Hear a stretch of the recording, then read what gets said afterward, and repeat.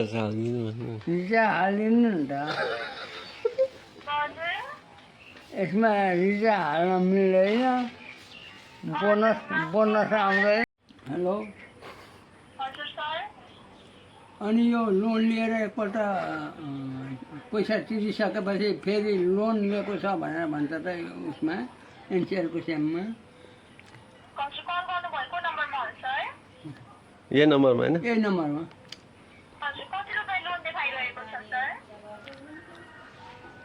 होइन 40 रुपियाँको लोन आउँछ होइन। अब त्यो 50 रुपियाँ तिरिसकेर अनि 50 रुपियाँ हालिसकेर अनि फेरि अर्कोपल्ट लोन लिन खोज्दाखेरि लोन लिएको छ भनेर भन्छ त।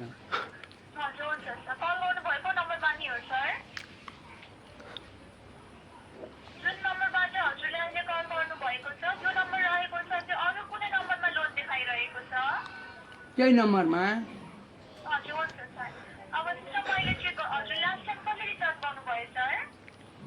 50 रुपियाँ।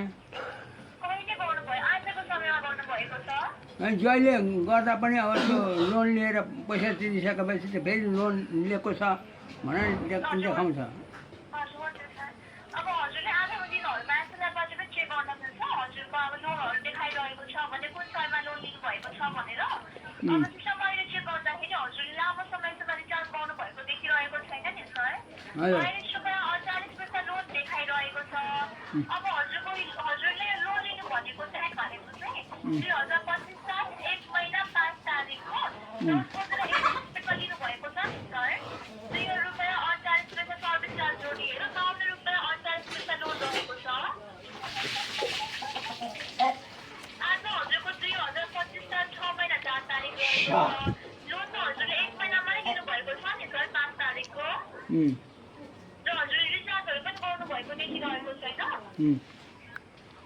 रिचार्ज गरेको छैन, रिचार्ज गरेको छैन यसमा।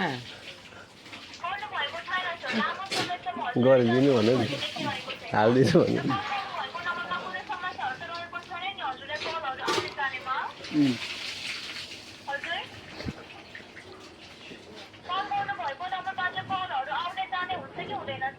हुँदैन।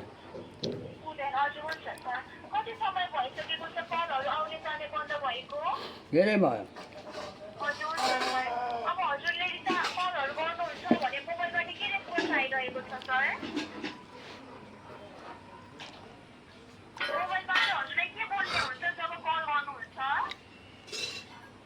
के बोल्नु?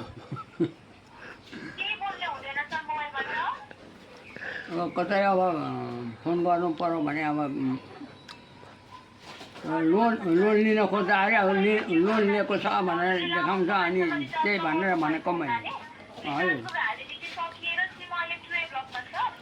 त्यो डबल त लोन तान्दैन होला।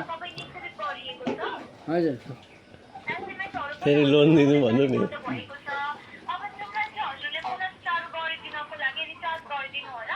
हजुर, नानीले गरिदिनु भन्नु नि।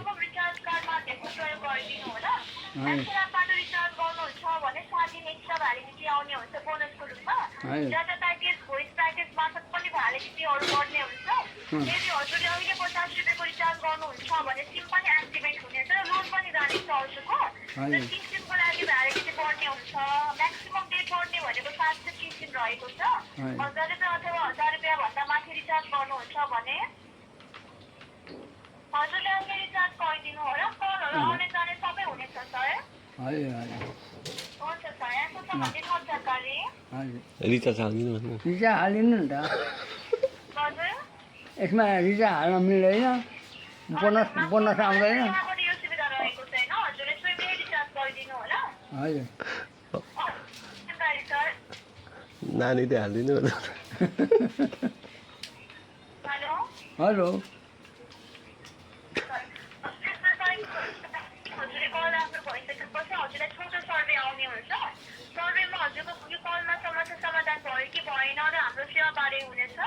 सेवा अझ सुधार गर्नको लागि हजुरको प्रतिक्रिया महत्त्वपूर्ण रहेको हुन्छ। एसएमएस रिप्लाई गर्नुहुन्छ भने कुनै शुल्क लाग्ने हुँदैन। कृपया आफ्नो प्रतिक्रिया दिनुहोला सर। दिइहाल्नु। हेलो, हेलो हजुर हुन्छ सर अब एसएममा कल गर्नुभएकोमा धन्यवाद सर रिचार्ज तपाईँको जिज्ञासा समस्या समाधानका लागि काट्यो इन्साइड ग्राहक सेवा प्रतिनिधिसँग रिचार्ज हालिदिनु भन्नुपर्छ नि माया गर माफ गर्नु